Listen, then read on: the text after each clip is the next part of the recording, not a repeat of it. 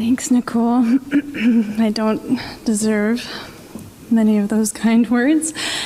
And I'm very grateful to see all of you and for everyone who's put so much work into tonight, to the River Rock folks and the women from Westside and the worship team. It's a lot that's gone into this, because I'll tell you, I would not have agreed to do this if I knew that there were this many people here tonight. Public speaking is in my top 3 of things I said I would never do. I said I would never teach, and I've taught after university. I had no money, and my old high school called me and asked if I'd substitute teach. So not only did I teach, I was like at the bottom of the pool where, the kids are trying to pull one on you and they think you don't know anything. So that was my teaching experience. And I also said I would never get involved in politics, and that was something as well that fell in my lap. But spent many years in the bare knuckle politics of municipal politics in Surrey and here in BC and even federally.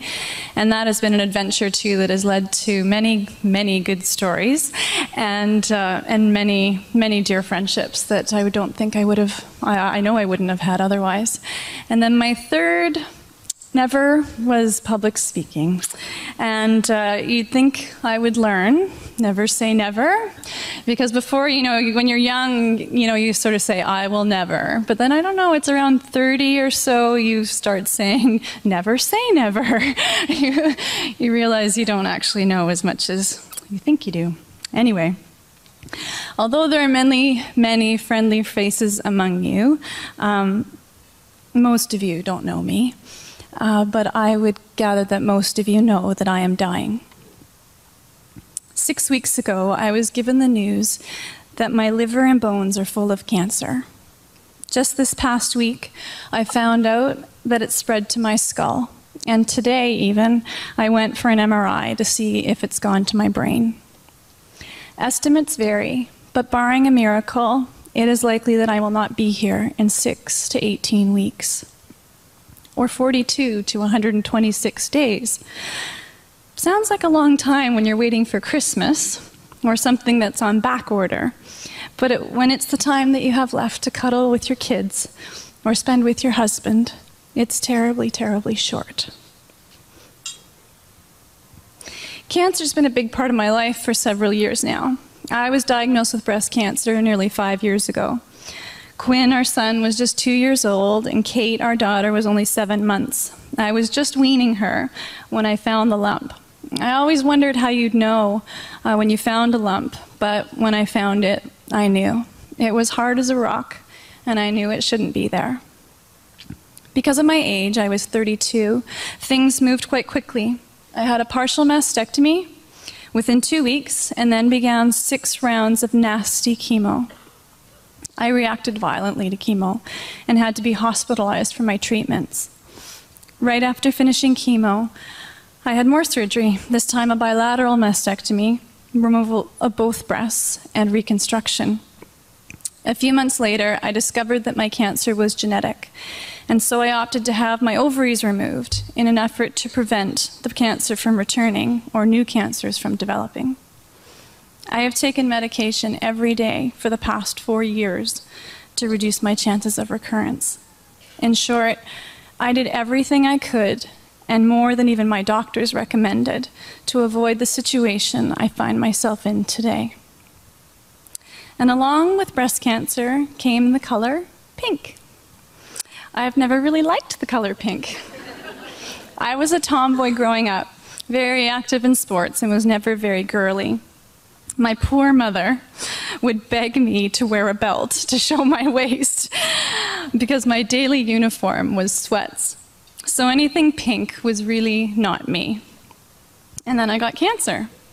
And as I'm sure you're all aware, the breast cancer prevention marketers have completely absconded the color pink. Oh, the irony. So on top of my long-time aversion to pink, I find myself suddenly immersed in a world of pink. Pink ribbons, pink thermoses, pink scarves, pink keychains, and there's nothing wrong with all this pink. It serves a wonderful purpose to raise awareness and funds to eradicate the very disease that I am dying of. But for some reason, it always rubbed me the wrong way. And I couldn't figure out why.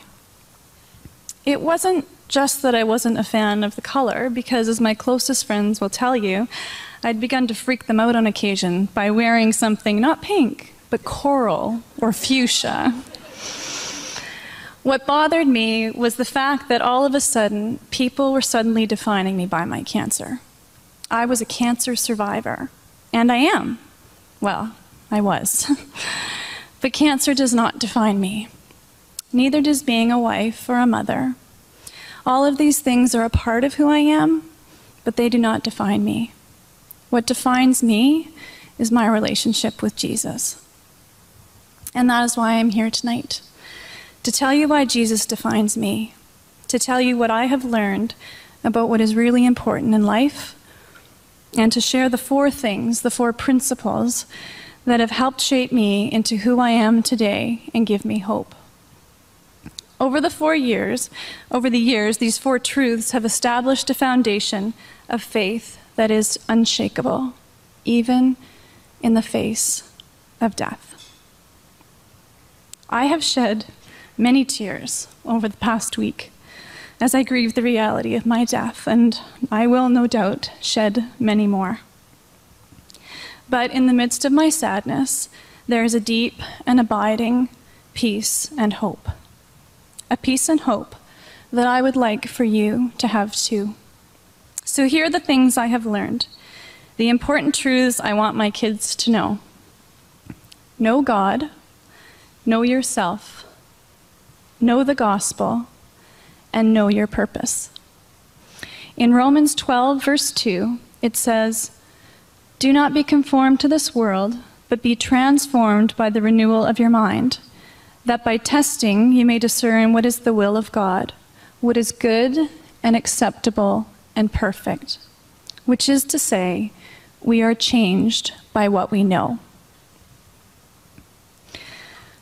Before we go any further, I want to establish something as a starting point. I am going to quote from the Bible, and I am doing that because I believe it to be the very words of God. Some of you may not agree or hold an opinion that the Bible is a bunch of fairy tales or irrelevant history. Some of you are Christians who wonder if there is truth to these things, or who may approach the time you spend reading the Bible, what God has written for you, as something you should do rather than something you get to do. There are plenty of books out there that give better reasoning for the authenticity of the Bible than I could ever give, and I would be happy to recommend some to you. But tonight, we will operate from the assumption that the Bible contains God's words for you and for me. Because as charming as I'd like to think I am, what I say means very little. But what God says means everything. So here we go. The first thing I've learned: know God. Now, I don't even like to admit this, but I am a bit of a celebrity hound. I have to admit. When Neil and I were first married, we lived downtown Vancouver, and many evenings we would go for walks on Robson Street. Of course, of all the places in Vancouver where one is likely to see celebrities, it's Robson Street. Neil likes to tease me because I often think I see someone famous only to find out that it's not. Case in point, there was this one man that I would see often, and he was the spitting image of Tom Selleck. Remember him? Magnum PI? I did actually realize that there was a fair number of people in this crowd that might not know who Tom Selleck was. Anyway, this guy looked exactly like him. I mean, it was crazy how much he looked like Tom Selleck, and I would insist to Neil that it was Tom Selleck. He was tall like Tom Selleck, he had the thick mustache like Tom Selleck, and one day me and Tom, were standing in the lineup at London Drugs, and I got a really good look at him, and I still thought it might be him. And then I heard him speak, and it wasn't him. We often do this with people, don't we? I kind of think I know Stephen Harper. I have friends who work for him. I have friends who are friends with his wife. I read what other people have said and written about him, and I make assumptions about him, about what I think he is like, mostly based on my political leanings. And your opinion of him may be completely different than mine, especially if our political preferences differ. But in either case, it may or may not be who he really is, because the reality is neither of us know him personally. On the other hand, I know my husband, Neil. I know what is important to him. I know what he likes and doesn't like. I know his character. I know his strengths, which are many, and I know his weaknesses, which are few. I know him because I want to know him. I spend time with him. I observe him. I ask him questions. There is a natural tendency within us to try and make God who we think he is, or who we think he ought to be. If all is well in our world, our view of God is unchallenged. He is good. He is loving. He is fair. But when things start to go awry, that is when our true view of God is revealed. We think God is not good, or that he is unjust, or that he is not in control, because hurricanes destroy whole cities. Children are mistreated and abused. Wars break out and innocent people are killed.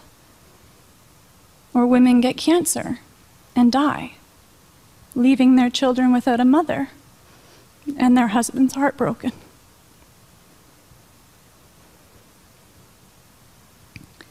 We try to fit God into who we want him to be, rather than seeking him for who he really is.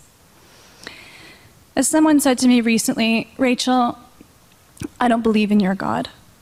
I don't believe in a God who would let this happen. Problem is, there is only one God, and we can't make him who we want him to be. He is who he is. In his book, Made in His Image, Steve Lawson agrees, saying, our most rudimentary problem is that we do not fully comprehend who he is. Our thoughts about him have become very unclear, fuzzy, and oblique. The result of this distorted view of deity is that it leaves everything else out of focus as well. Whenever we lose a right view of God, everything else gets out of perspective. Essentially, our view of God will inform our view of everything else. It will be the lens through which we perceive reality, and it will shape our thoughts, worldview, attitudes, and perceptions. When our view of God is erroneous, our view of other things will be erroneous by default. One of the most pivotal moments in my spiritual life was when a good friend of mine saw me struggling under my view that God was a stern judge, and that I had to earn his approval or avoid his disapproval. He said to me, Rachel, there is nothing you can do to make God love you more, and there is nothing you can do to make God love you less. Seeing God as he is, faithful, steadfast, constant, unchanging in his love for me regardless of my behavior, enabled me to rest. God hadn't changed, but my understanding of who he was had changed, and as a result, I was changed. God has revealed himself to us so that we can know him, and he has done this in two ways. He has revealed himself through nature. Psalm 19 says, and it should be up on the screen, the heavens declare the glory of God, and the sky above proclaims his handiwork. Day to day pours out speech, and night to night reveals knowledge. There is no speech, nor are there words whose voice is not heard. Their voice goes out through all the earth, and their words to the end of the world. All of nature speaks to the amazing character of God. I always laugh when I read news articles or when new animal species are discovered or some major scientific breakthrough shows again how complex and amazing our world is. We think we know it all, when in actuality we know very little. Just as art is a reflection of the artist, nature is a reflection of its creator. So God has revealed himself in nature. He has also revealed himself through Jesus. The book of John begins like this, speaking about Jesus. In the beginning was the Word, Jesus, and the Word was God. And the Word was with God, and the Word was God. He was in the beginning with God. All things were made through him, and without him was not anything made that was made. In him was life, and the life was the light of men. And in Hebrews 1, in these last days, God has spoken to us by his Son, whom he appointed the heir of all things, through whom also he created the world. He, Jesus, is the radiance of the glory of God and the exact imprint of his nature. That is Jesus. Jesus is God. When we learn about Jesus, we are learning about who God is. The whole Bible points to Jesus and teaches us about who God is.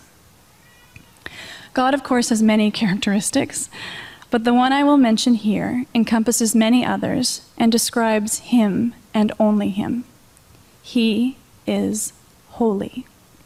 Charles Hodge, the Princeton theologian, defines it by saying, "The holiness of God is not to be conceived of as one attribute among others. It is rather a general term representing the conception of God's consummate perfection and total glory. It is his infinite moral perfection, crowning his infinite intelligence and power," which is to say that he is perfect. And because he is moral perfection, he is separate from us. Because none of us, no matter how much we volunteer, or how much we give at the office, or how much we sacrifice for our kids, or how much we convince ourselves that we are good by saying, well, I'm not a bad person because I've never killed anybody, none of us can claim moral perfection, much less infinite intelligence and power. Which leads me to my second point. Know yourself. And here is where I hope you'll permit me a few minutes to rant. I intend for it to be a gracious rant, but it's going to be a rant nonetheless. Everyone has pet peeves, and mine are very well known to those near me. I'm very particular about smells. So people who drench themselves in perfume and cologne, not my favorite. As Neil says, you're a bit of a princess when it comes to smells. But as I remind him, I adore the smell of Gillette products, so he has nothing to worry about. So I'm particular about smells. Other pet peeves, I really have to bite my tongue when I get poor customer service. When someone in the service industry is thoughtless, lazy, or just plain rude, everything in me wants to get in their face and say, "People, this is your job." Or just a few days ago, I was getting off an airplane and was reminded of another pet peeve. Again, I have many. Ever notice those people who, as soon as the seatbelt sign goes off, jump up and rush up as far up the aisle as they can? And then what happens? They have to wait. Like everybody else. I'm like, why? Seriously, why? My biggest pet peeve, however, happens in the summer, and there's no way to avoid it because really you'll be driving down the road, sun's out, windows are down, there's a nice breeze, life is good, and then you'll see it. A man driving his car without his shirt on. Really. Seatbelt vinyl against sweaty, usually hairy skin, honestly, it gives me the absolute willies. But my current pet peeve, the one that makes me rant, is the lie of self-esteem. It is everywhere. Oprah is its champion, but what distresses me most is how prevalent it is in the church today. The lie of self-esteem is this: if I believe that I am good enough, or that I am worthy enough, I will be happy. In the secular world, it sounds like this: believe in yourself. You deserve it. You have the power within you to do or be anything you want, if you put your mind to it. Learn to love yourself. In the Christian world, it sounds like this. If you just believe that you are loved by God, you will be happy. Or accept yourself, because God has already accepted you. Or God loves you, so you should love yourself. They all sound pretty good, actually. Nothing wrong with that, right? But there is. Do you hear it? Me, me, me. It's all about me. The lie of self-esteem is that I need to do something. I need to believe something, or I need to accept something in order to be happy or complete. Several people have asked me lately, why would God take you away from your family when a murderer or a rapist gets to live a long life? The implicit assumption there is that I am a good person and I deserve better. But I am not a good person, and I do not deserve better. Bear with me as I explain. I have done wrong things. We all have. True, I have not murdered anyone, but I have done things that are wrong. In Romans 3:23, it says, all have sinned and fall short of the glory of God. I know that if I did not get praised or avoid punishment for doing good things, I would choose to spend all my money on me. I would make decisions about how to spend all my time and activities around what was best for me. To find pleasure, my focus would always be on me. Isaiah 53:6 confirms this. All we like sheep have gone astray. We have turned every one to his or her own way. And the sad thing is, culture tells us that this is a good thing. You can do whatever you want if it makes you happy. And sometimes, but not always, we throw in the caveat, and doesn't hurt anybody else. Ever read Lord of the Flies? Several boys are alone on an island. At first they adhere to the rules of civilization, but slowly it begins to break down. Their true natures emerge, and it is not pretty. That is the story of us. Left to our own devices, our sinful nature cannot help but express itself. Sure, we try to do the right things, but doing things on the outside does not change the inside. Our hearts are still the same. Doing things on the outside does not change the inside. Our hearts are still the same. Be honest with yourself. Our natural tendency is not to do good things. I have a sinful nature that is always looking out for ways to make me more comfortable, for ways to get me praise and acceptance from people around me, for ways to get me more of the things that I want. I'll use my kids as an example. Since last fall, I have thought that I really need to be a nicer mother. Now, most of you who even know me fairly well would say, you are always so nice to your kids. Not true. Just ask them. I have found that I say no an awful lot. And when I took an honest look at myself, I realized that I was saying no because it was inconvenient to me. I don't want them to jump on the bed because that means I will have to tidy it again. I don't want to give them a snack because that means I have to get up from checking my email to get it for them. I don't want to do that craft right now because it'll be another mess for me to clean up. Hear it? Me, me, me. And now when I know that the days I have with them are few, I find myself saying yes a lot more. Yes, you can have that cookie. Yes, you can jump on the bed. Yes, let's make that craft. I have surprised more than a few people when I have explained that I don't want to build up my kids' self-esteem. Now, this does not mean that I don't give them affirmation or recognize their efforts and successes, but it does mean that I don't want them to find their value in it themselves or anything they do. It is a subtle difference, but it is one I encourage you to listen for, because the focus of life is too often ourselves, when it should be God. And this is the essence of sin. I am already unable to be out of bed for more than a few hours a day. This evening has required a full day in bed, which was disrupted by the fact that I had to go have an MRI, and a lot of drugs to make it possible for me to stand here right now. And that frustrates me. The other day, Kate asked me to pick her up. She's 5, so this doesn't happen very often by the sheer fact that she's just too big.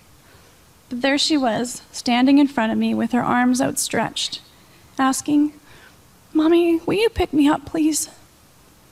I hoped, that she was asking for something else. Something I could do, because I couldn't pick her up. And I had to tell her so, because if I do, the bones in my back, which are riddled with cancer, are so weak that they will collapse onto my spinal cord. My best friend Shayla saw what was happening and quickly said she could pick her up, and Kate ran to her. But my heart was still broken. It is still broken that I can't pick up my little girl anymore.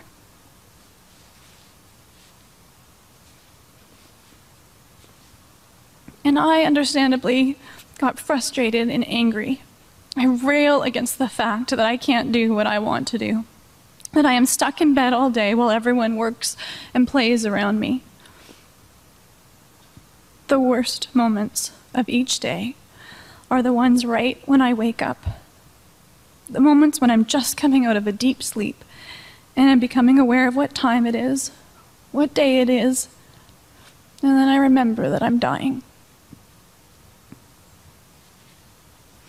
My frustration and anger are normal. They are even right, some would say. But at their root, they are unbelief. They are my sinful heart saying, "I don't believe that this is the right thing for me, God. You must not know what you are doing, or if you do, you are not good, or you are not in control, or you are just being unfair because I don't want this, and you are not giving me what I want."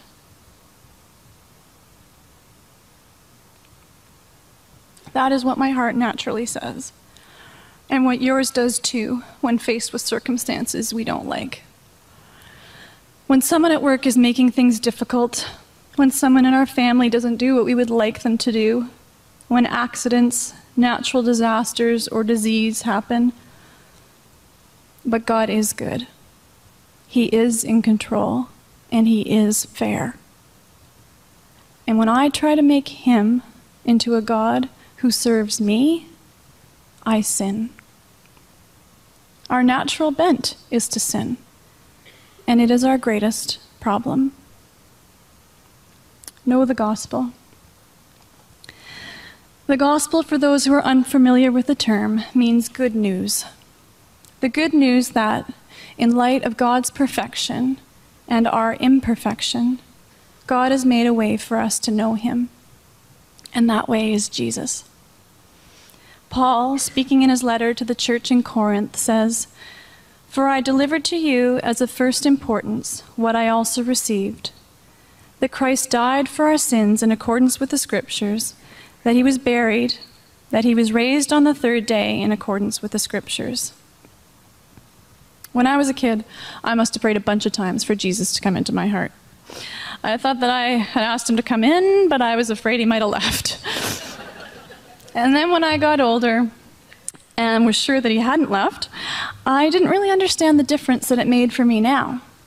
I had my ticket to heaven, so to speak. But what difference did this good news make to me now, today? All the difference in the world. And let me tell you why. What happened on the cross at Calvary was that every sin of every person was placed on Jesus.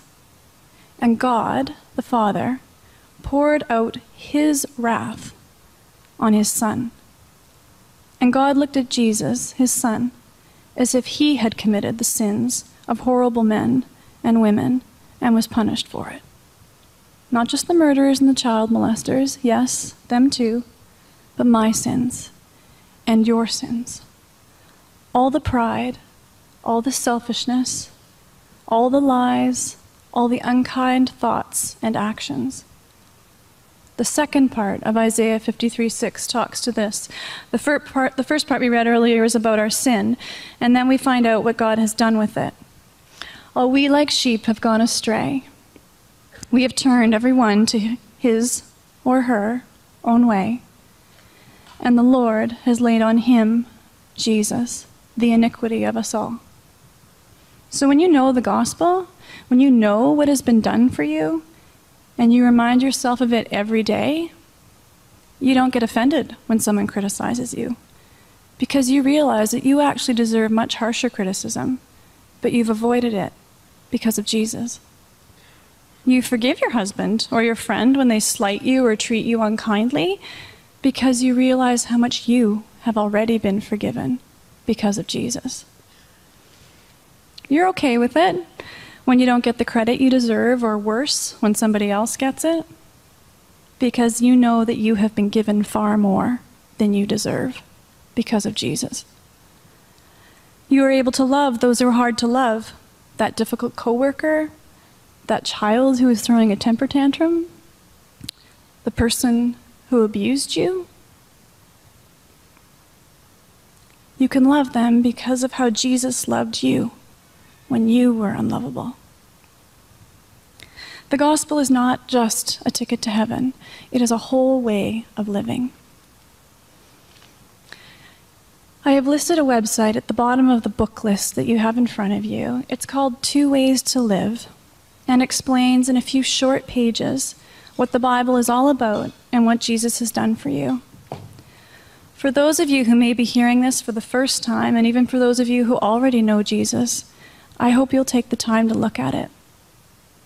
Some of you who know Jesus still struggle to understand how this applies to your daily life. And even if you do understand, my challenge to you is this: talk to yourself. Martin Lloyd-Jones says, "Have you realized that most of your unhappiness in life is due to the fact that you are listening to yourself rather than talking to yourself?" We do it to ourselves every day. Every morning we wake up and it begins. What day is it? Oh, Wednesday. Oh, great. Another day of laundry and errands. It is never ending. And oh, the car is making that funny noise. You need to get it fixed. And you really should get around to tidying the house. It's a pigsty. You should be ashamed of yourself. And then your feet hit the floor and the talking continues. Doesn't anyone in this family know how to put away the toothpaste? Do I have to do everything around here? And on it goes, all day. On a daily basis, we are faced with 2 simple choices, C.J. Mahaney says in his book, The Cross-Centered Life. We can either listen to ourselves and our constantly changing feelings about our circumstances, or we can talk to ourselves about the unchanging truth of who God is and what he's accomplished on the cross for us in his Son, Jesus. I realized that I was spending more time listening to myself rather than talking to myself. But because I knew God, I knew myself, and I knew the gospel, I began to remind myself of these truths daily. I would read books that reminded me of who God is and what Jesus has done for me. You have in front of you my personal book list. I was in a regular Bible study with others who were like-minded in their desire to know Jesus and to seek truth. I made and committed to a plan to regularly read the Bible. I attended a church where Jesus, who he was, and what he accomplished on the cross was regularly taught. I chose friends who would encourage and challenge me in my spiritual walk. All these things I would encourage each of you to do too in your efforts to know Jesus and to talk to yourself. If you haven't already, make and stick to a plan to read the Bible. Join a small group Bible study. Read good books. And I mean books that might even make you uncomfortable. Choose friends who want to know Jesus like you do. I have great friends, truly. I don't do many things well, but the one thing I have done well is to pick good friends. And if you are here and you have no idea where to start, talk to the person who brought you if they know Jesus. Choose a good church that talks a lot about Jesus. And if you still don't know what to do, feel free to call or email someone at our church, Westside. Someone would love to help you answer the questions that you have. Because I have done these things, in the midst of conflict, I am able to remind myself of the gospel. In the face of bad news, I remind myself who God is. When I'm standing in front of 500 plus women and worry what they will think about me, I remember that no matter how poorly you think of me, I know that I am worse. I'm not joking. 3 women have been a great encouragement and example of knowing the gospel to me over the past few years. Each of them is here this evening. They are all relatively new Christians, and each has challenged and inspired me with their desire to know Jesus and live out the gospel each day. Joyce is, in a word, refreshing. She knows herself well and is able to laugh at herself and her foibles like no one else I know. When a difficult issue or question comes up, like biblical submission, Joyce's first reaction is to say, okay, I don't get that, I don't like that, I do not understand why God would want it that way. And then she says, would someone please explain it to me? I want to know. If she has any biases or prejudices, she is the first one to acknowledge and question them. She is the first one to take responsibility for her own sin. She knows that Jesus has changed her and empowers her to live life well. This is evidence of God's grace in her, and she has taught me much by her humility and willingness to learn. Nadine grew up in a Christian home, but only a few years ago began a personal relationship with Jesus. She has struggled with depression, postpartum depression so severe that it took her to the brink of suicide. Her view of God has changed so that she knows God for who he is, loving and kind, rather than legalistic and punitive. So now, when faced with the challenges of her depression or relational difficulties, she rests in who she knows God is. She wrote to me last week when I asked her permission to speak about her tonight. She said, "My hope is in God, not friends or any other idol. These things will let us down, but God will not. So often I have put my hope in people because it seems to help in the immediate, but it never lasts. They let us down, I let them down. However, God has been my hope and my constant. The peace that I experience is indescribable. How wonderful it is to have a relationship with Jesus." And Patrizia. I always feel badly when I say Patrizia's name because I know that my pronunciation of it butchers what is no doubt a beautiful Italian name when she says it. Patrizia has had many friends and family become ill and die from cancer over the past few years. Too many. In fact, she was one of the first people I thought of when I got the news that my cancer had returned. I thought, oh no, poor Patrizia. She does not need one more person she knows to die of cancer. I was worried that her young faith in a good God would be shaken. When I saw her for the first time after we had gotten the news, I told her that she was one of the first people I had thought of, and that I felt terribly that I was now a part of all the sickness and death that she has had to endure. And her response was this. "Oh, Rachel," she said, "but God is so good, because he has never given them to me all at one time." I should not have worried, because Patrizia too knows Jesus. Each of these women possesses a faith that saves. They know God, they know themselves, and they know the gospel.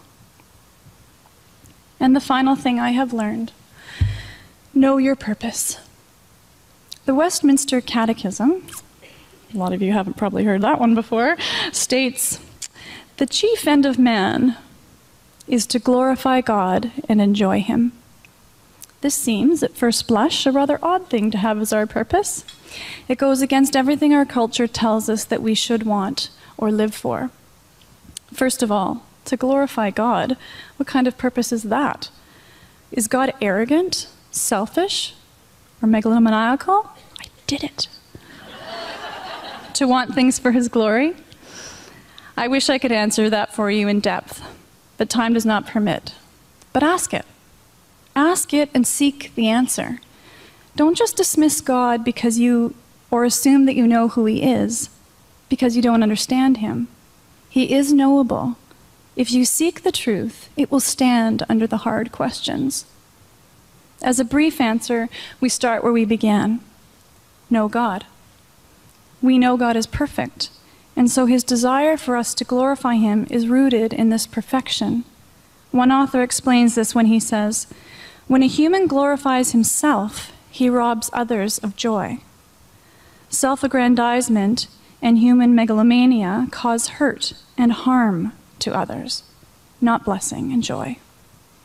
But when God displays and exhibits his glory, he shares joy with his creatures and wholeness with all creation. Put most directly, without the knowledge of God's glory, we would be robbed of true joy." And how do we glorify God? The answer is in the second part of the equation, by enjoying him, by knowing God, by being like Jesus. And what did Jesus do? He served. This isn't on the screen, but Mark 10:45 says, "For even the Son of Man came not to be served, but to serve, and to give his life as a ransom for many."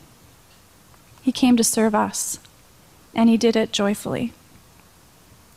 A few years ago, I was struggling with the daily grind of constantly cleaning and tidying laundry, which I detest, trying to meet project deadlines, cooking meals and washing dishes, replying to work emails, refereeing disagreements with the kids, homeschooling, only to turn around the next day or even the next moment to have to do it all over again.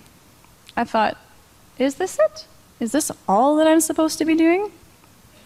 And right about that time, I came across a blog of someone who put it so succinctly, it has stuck with me ever since. They said, "I am here to serve with joy." Up until that point, I had been serving. Believe you me, I was serving and serving and serving. Meals, sippy cups, snacks, housekeeping, diaper changing, toothbrushing, organizing. I was serving, just like Jesus. But I wasn't doing it with joy. Big difference. But through that, I realized that God has given me different roles and put me in specific circumstances for different reasons. But all of them are so I can serve with joy, to glorify and enjoy him. Being here tonight is part of fulfilling my purpose, to serve with joy. Because I know that one of my roles is to encourage and challenge other women in the church. Titus 2 says, "Older women likewise are to be reverent in behavior, not slanderers or slaves to much wine. They are to teach what is good, and so train the young women to love their husbands and children, to be self-controlled, pure, working at home, kind, and submissive to their own husbands, that the word of God may not be reviled." Now, there's a lot in there to talk about. Understatement. But the point is that I am an older woman, despite the efforts of oil of Olay and some serious concealer, and one of my God-given roles is to help other women serve with joy. Another role in which I serve with joy is to share my faith with those who are not Christians. 1 Peter 2:15 says, "Always be prepared to make a defense to anyone who asks you for a reason for the hope that is in you, yet do it with gentleness and respect." I hope that I have done that tonight for those of you who do not yet know Jesus. And it is for my children. Deuteronomy 6:7 says, "You shall teach them," talking about the things of God, "diligently to your children, and shall talk of them when you sit in your house, and when you walk by the way, and when you lie down, and when you rise." I ask that tonight be videoed, so that someday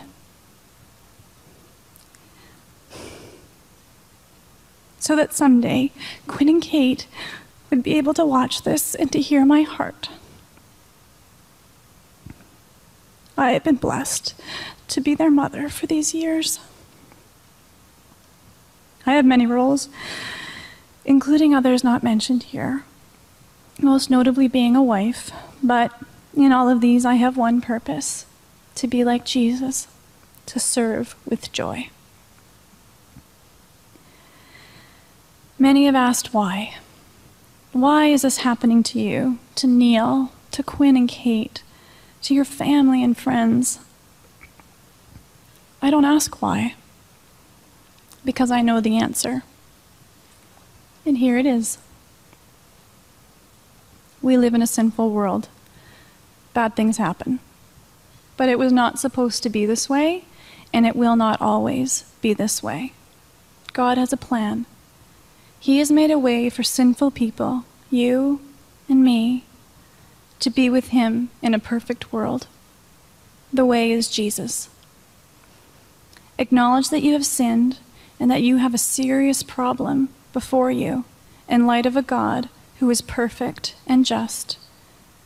Recognize that there is nothing you can do to save yourself, and trust that Jesus, who died to pay the penalty for your sin, has risen from the dead and given you his righteousness. This is the way to know God, and someday be free from this world of disease and pain. 1 Peter 3:9 says this: "The Lord is not slow to fulfill his promise, as some count slowness, but is patient towards you, not wishing that any should perish, but that all should reach repentance." So God is being patient. Patient so that everyone has the opportunity to repent and to make things right with him. That is why there is evil and suffering in the world. Because when he does return to bring judgment, there will be no second chances. I am dying, but so are you. Neither of us knows if we will even see tomorrow. And perhaps the reason that I am suffering now, the reason that God is waiting to bring judgment against all the evil in this world, is because he's waiting for you. For you to acknowledge your sin and to turn to him for forgiveness. Maybe you are the one we are waiting for. Jesus suffered. God did not spare him. Why would he spare me if my suffering would result in good for you? If my suffering is the means that God would use to bring even one person to himself, it is an honor for me to suffer. Does that seem strange? I suppose it does. But really, it is the only way that all of this makes any sense at all. A God who sees my suffering, but is unable, or worse, unwilling to spare me? A God who sees my suffering, but allows it with no greater purpose or hope? My God is able to save me, and he will. But save me from what? From a life without him. There is a place where God is not. It is a place where there is nothing good, not even a gentle rain or a child's laugh. It is a place where everything that we despise about this world, the evil, the injustice, is the rule, with no exceptions. Hell is a physical place where God is not. Instead, he will bring me to a perfect world where he is, heaven, where life is full of wonder, adventure, and joy, everything good, for all eternity. My God is able to save me, and he will. This suffering is temporary, and the life I will live in eternity will make all this seem light and momentary. As one speaker explained, God allows in his wisdom that which he could easily prevent by his power. God allows in his wisdom that which he could easily prevent by his power. I chose the title of this talk, Death is Not Dying, A Faith That Saves. The first part came from one of my favorite preachers and authors, Charles Spurgeon, who I realize is not even on the book list in front of you, but you can't go wrong if you find anything by him. And the second came from another of my favorite teachers, our pastor at Westside, Norm Funk, when he recently posed the question from James 2:14, can that faith save? And pointed out that the most important word in that verse is the word that. Can that faith save? We all have faith in something, but not all faiths save. The faith I have saves. So when I say that death is not dying, the part of me that will die is only a shell. The next few weeks or months will not be pretty. Bone cancer is intensely, intensely painful, and I am already bedridden for almost the entire day, taking 3, sometimes 4 different medications to control the pain. Liver cancer causes intense nausea. Last Saturday I woke up and I instantly had to run to the washroom to throw up. I did not stop throwing up all day. And just last week when we learned that the cancer has spread to my skull, it made sense because it has started affecting the nerves in my face. I have not felt hungry in more than 2 months. Any food I do eat is forced down. But it will not always be this way. Soon I will become too weak or in too much pain to get out of bed at all. It will become harder and harder to eat and drink. My body and the cancer will fight over the few calories that I do consume, and eventually the cancer will win and I will starve to death. That is the most likely scenario. I have lived a seemingly perfect, picture-perfect life from the outside looking in, and in truth I have been very blessed. But in my life there have been many difficult things that the Lord has allowed. I have known the shame of being sexually abused. I have made poor decisions in relationships and have hurt others and have been hurt as a result of them. I have known the searing pain of loss with the death of a loved one. I have been diagnosed with cancer twice now, and this second time, barring a miracle, will end my life before I reach my 38th birthday.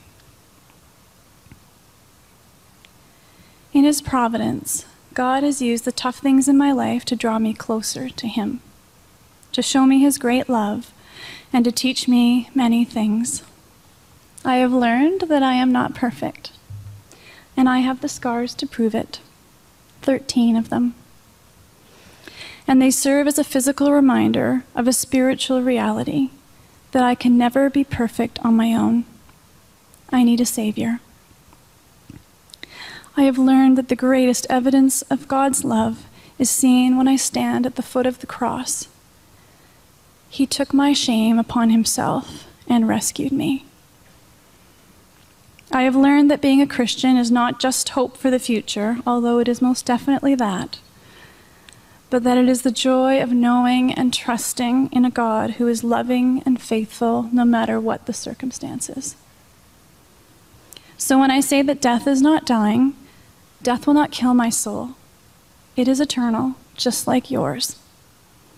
It is just this physical body that will die, but even it will be raised again, just like Jesus. And it will be better than the one I have now. Like everything, it will be better, because God is going to make everything new. And I know this. Why? Because I know God. I know myself, I know the gospel, and I know my purpose.